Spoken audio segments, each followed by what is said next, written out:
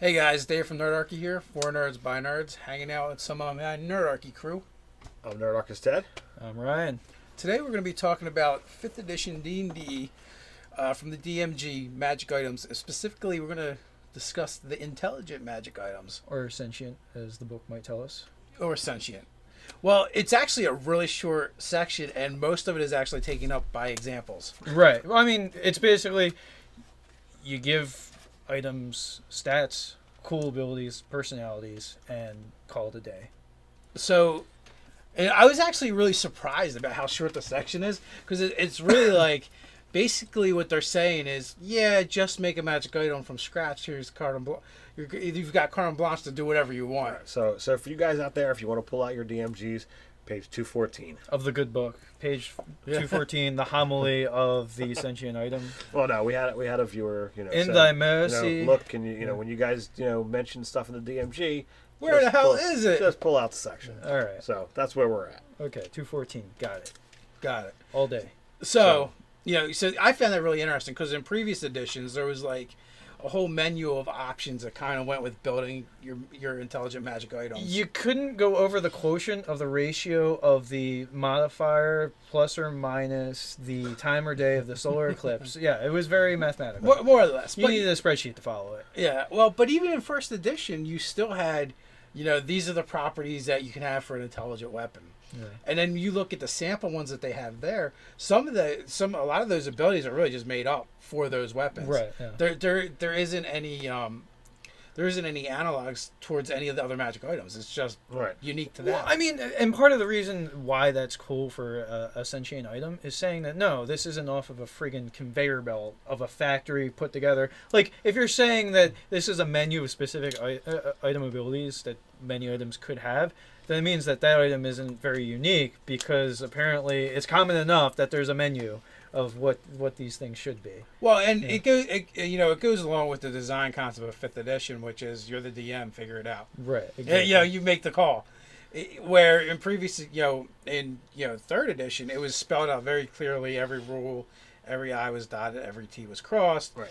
1E and 2E, basically Advanced Dungeons and Dragons, was more like this, where it's like, well, you're the DM, kind of do whatever you want.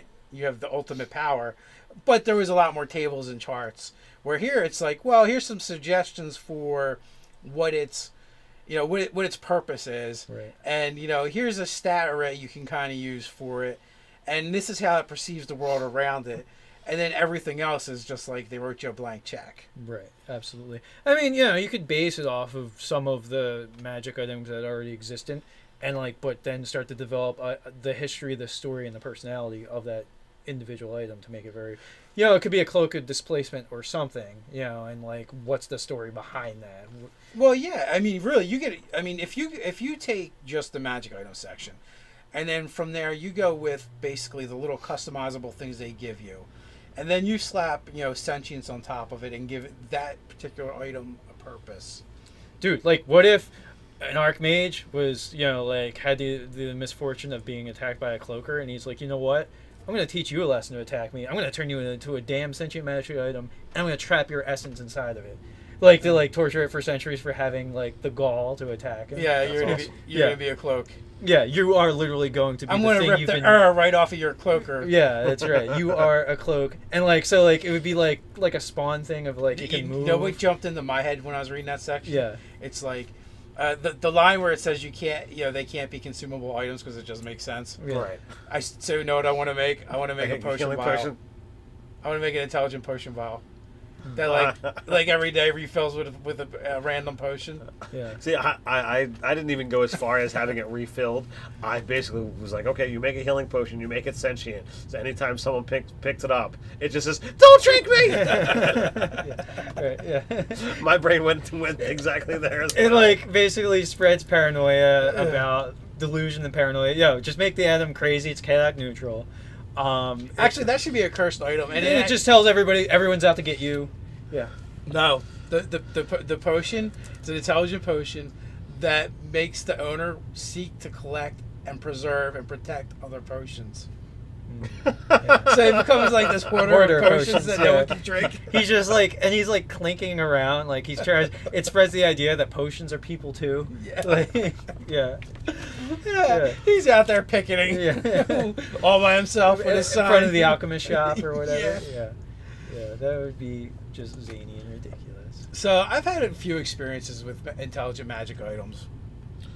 My very first character nearly died to his intelligent magic item because there was a conflict of personality, and intelligent magic items can basically attack you. Absolutely. And there isn't a whole lot you can do back to them Right. if you can't overcome them through sheer personality. Although I hear a pretty good way to get rid of some sentient items is a volcano. That might Volcano work. is a pretty darn good place to send it. So No, I've been in a handful of campaigns that I've had sentient items. I've had been in a campaign that was completely centered around a sentient longsword, and it's interesting to try and see like how a DM is going to use them. Sometimes like you gave my one character a sentient item, and I was like, well, as long as I'm doing this stuff of his thing, I have access to his powers, but I basically just have to ask. Whereas other times it's like, okay, well, this evil sword that the I'm just thinking of Steve when I'm talking about like items that are out to get you. Yeah. Like that's totally like the Evil White Satan book. oh The title just kept growing. But see, I don't even think that one was sentient. That one was just a lot of power. It didn't actually talk to me. It just read it and acquired power. Right. Or it lost power. It became deformed. Or his hair, or lost something. stats, whatever. But like there was this sentient sword, and like it transferred images to my wizard's mind, showing me using the sword in combat. And if it would have read me a little bit better, it would have showed me using it to amass power rather than me using it physically, and the story arc would have been completely different. So it's interesting to see how DMs use magic items like that. Have you guys read the Bag of Devouring? Oh yeah, it's pretty sick. Like it's actually the orifice, the mouth of a creature from another dimension. That would make an awesome sentient magic item. I mean, it already It could, kind of like, is. speak, well, to give it like be able to vocalize, maybe Be a it's, personality. give it like the farmer deep speech, maybe, or something like that. Yeah. It's just you could go anywhere with that one. I Yeah. feel like, but it would be funny to for Feed one, me, Seymour. yeah. You know, For like, one, it's yeah. hilarious the fact that when you reach in there, it may suck you in, Yeah. and someone can try and pull you out, but they might get sucked in too. Right. It becomes a whole chain of. You could have a TPK just off of a Bag of Devouring. Yeah.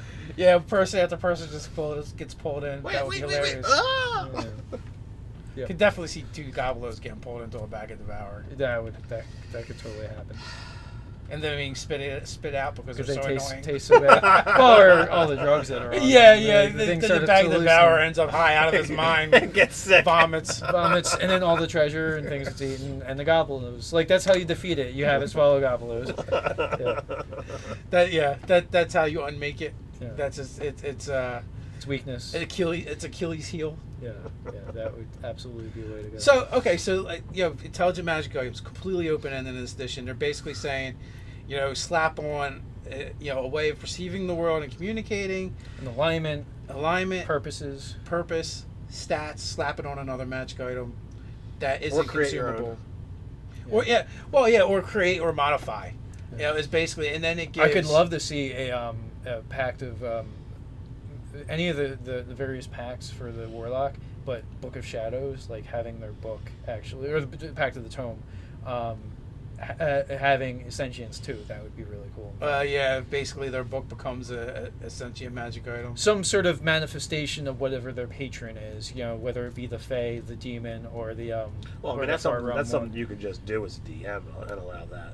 Yeah. Well, I mean, but eventually, if like you're sort of pleasing your deity, like or your patron, that like it starts to imbue it with power and Right. things like Yeah, that. yeah, you got to do something interesting in the game though to make for that one. I think Well, no, it's got to be like a series of adventures unto itself. it would definitely be cool, especially if your book gets the properties from it's a rod of rod of the Oathkeeper Pact or something.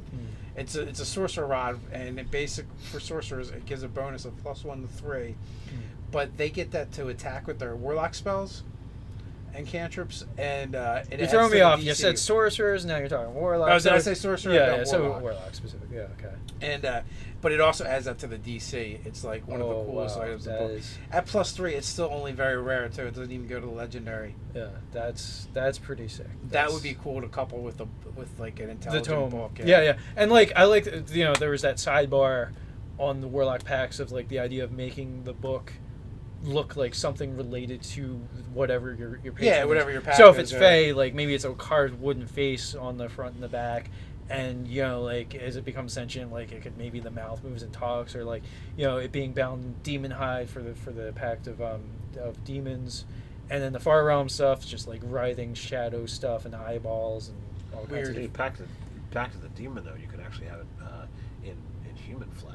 Or human flesh too. I mean, that works for either the far realm one or the demon one. Human flesh. Why not? It's good. They're not too picky. Just make No. it weird. They're happy. Weird, Add some weird slime. and creepy. Yeah, there you go. It's good. Yeah. Slime, tentacles, So, like I said, like this book is like full of really cool stuff, and they're really concise in the DMG, more so than any of the other books and any of the other editions. As It's far like- as I feel conveying like the they- information. The density is so high, yet the words used are so light. There's so many Yeah. options. They should just say Dungeon Master's Guide. Do what you want. Yeah. Well, yeah, because a lot of it is optional, but I do find like, every time I go through that book, I find new sources of inspiration. Yep. And I feel like the people that are more like us, who are more old school gamers and been around for a long time, kind of feel the same way.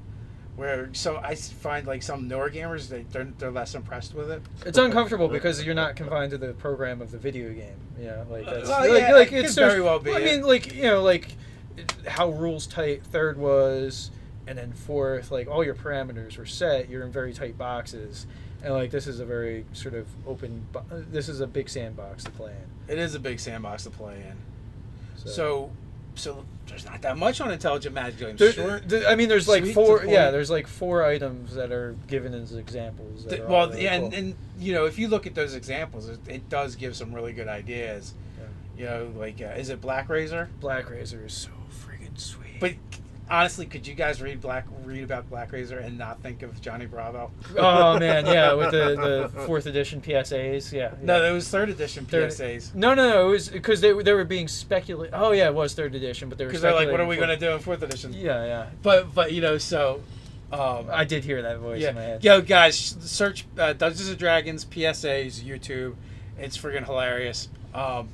But yeah, so they did Black Razor as one of the ones, which is an Intelligent Magic's item, and they did the voice as basically Johnny Bravo. But they put a katana sword like on a chair, and then like somebody just did the voiceover of Johnny Bravo's dog, and he's like, like they had a debate between Invisible Christopher Walken and Black Razor, which is and they were debating over what Lord of the Rings was It's about. bad. Yeah, it's like, It's like- clearly, the man, it was main about the ring. character was the ring. It was the ring. It was clearly. I mean, you couldn't even have had that movie without the ring.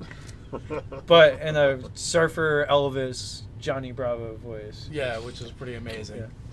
So you okay? Well, now that you're out of my own conversation, Black Razor, his purpose is really just to eat souls and kill stuff, and as long as you keep feeding it people to eat, it's perfectly happy. And it doesn't care who it is, good, bad. It could be like the holiest of holy, like a good priest, or it could be a Hitler. demon. It does not care, which is pretty awesome. To feed it a demon soul, you really need to go to their plane. Or it could be But- on the manifest. I don't know. I might say you might trap it at Black Razor. Okay. Yeah. But then again, you may not want to keep filling Black Razor full of demon souls. That could get ugly. Right. I don't know what it would do, but it would be really bad for the players. But then, Black Razor has a severe consequence. Is it every 3 days or something? You have to kill something? Yeah, within. Is it randomly, or is it just every 3 days you have to make sure you're feeding it souls? Because if you don't, it is going to try and claim yours. Yeah. So that's a bit of a drawback. Yeah, because Black Razor has this whole concept that everything came from nothingness.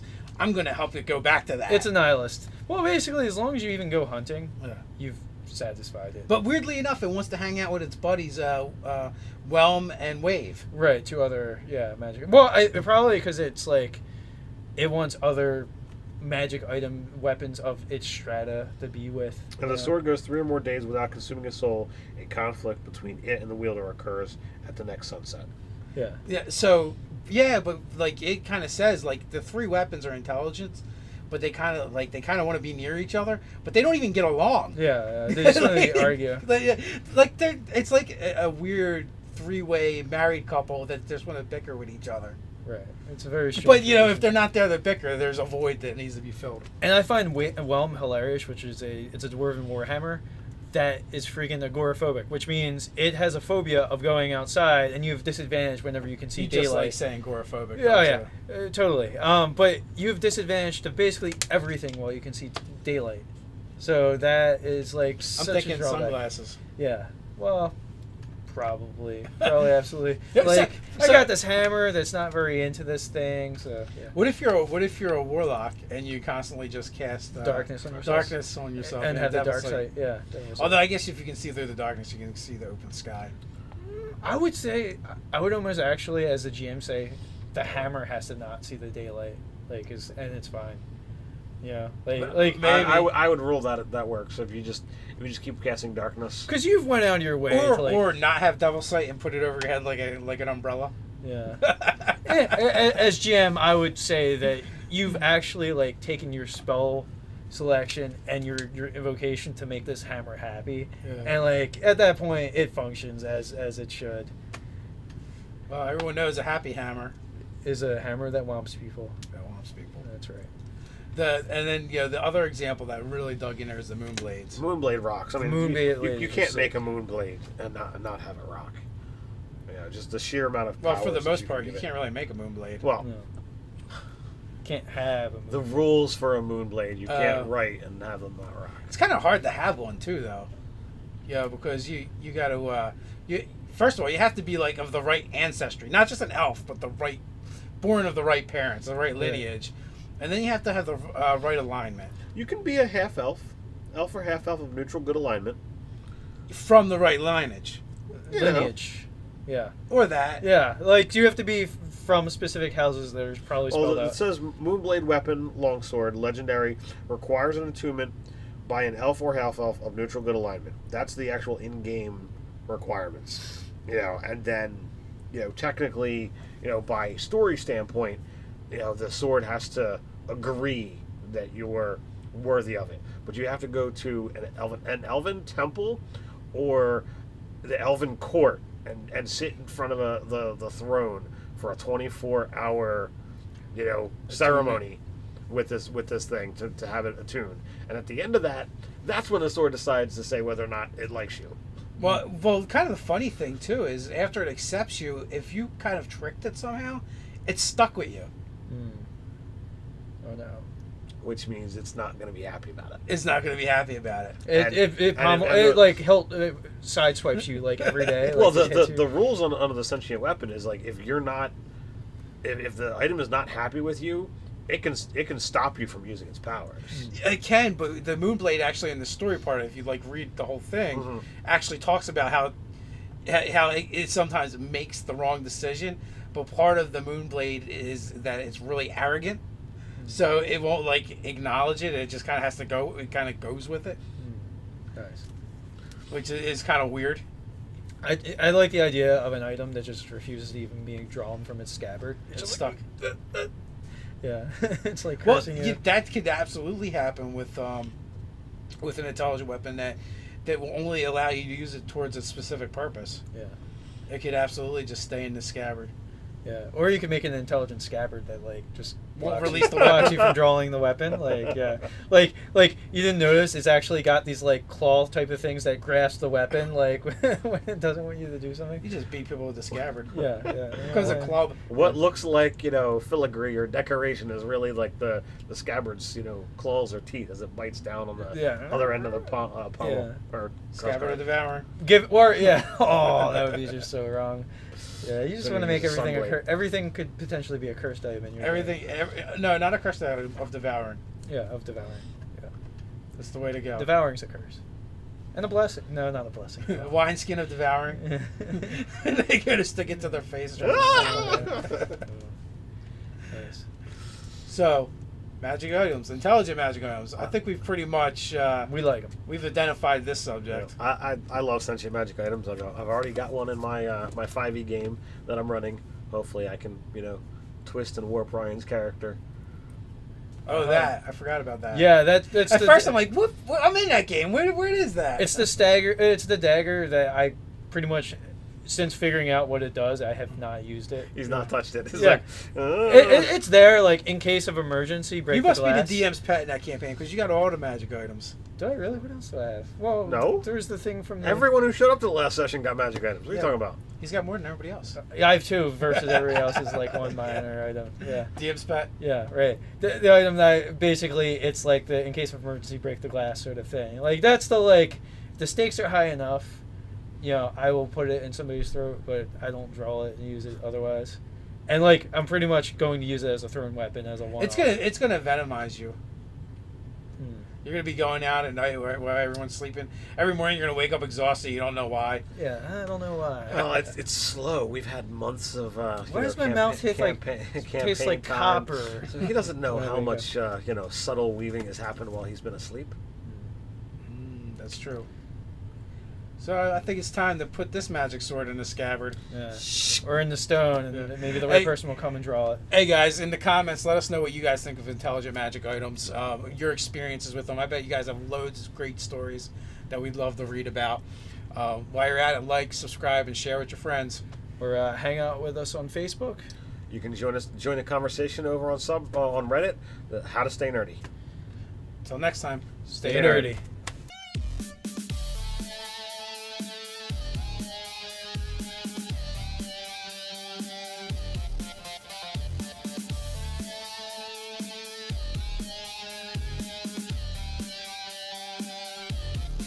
For a sentient item is saying that no, this isn't off of a friggin' conveyor belt of a factory put together. Like if you're saying that this is a menu of specific item abilities that menu items could have, then it means that that item isn't very unique because apparently it's common enough that there's a menu of what these things should be. Well, and it goes along with the design concept of 5th edition, which is you're the DM, figure it out. Right. Exactly. You make the call.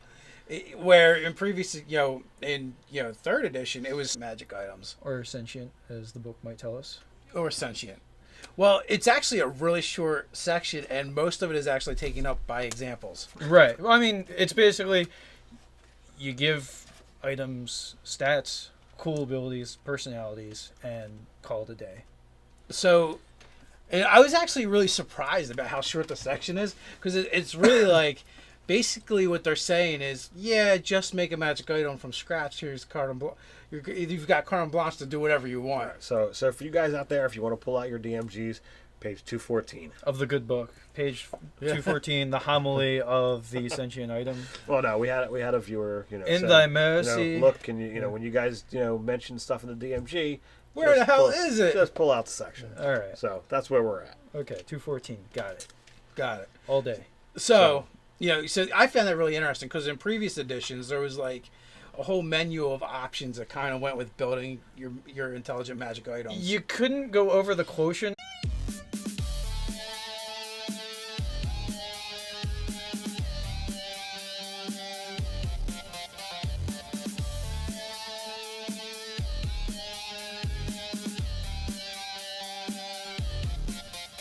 Hey guys, Dave from Nerdarchy here, for nerds by nerds, hanging out with some of my Nerdarchy crew. I'm Nerdarchy Ted. I'm Ryan. Today we're going to be talking about 5th edition D&D from the DMG magic items. Specifically, we're going to discuss the intelligent of the ratio of the modifier plus or minus the time or day of the solar eclipse. Yeah, it was very mathematical. More or less. You needed a spreadsheet to follow it. Yeah, well, but even in 1st edition, you still had... these are the properties that you can have for an intelligent weapon. Yeah. And then you look at the sample ones that they have there. A lot of those abilities are really just made up for those weapons. Right. Yeah. There isn't any analogs towards any of the other magic items. It's just unique to that. Well, I mean, and part of the reason why that's cool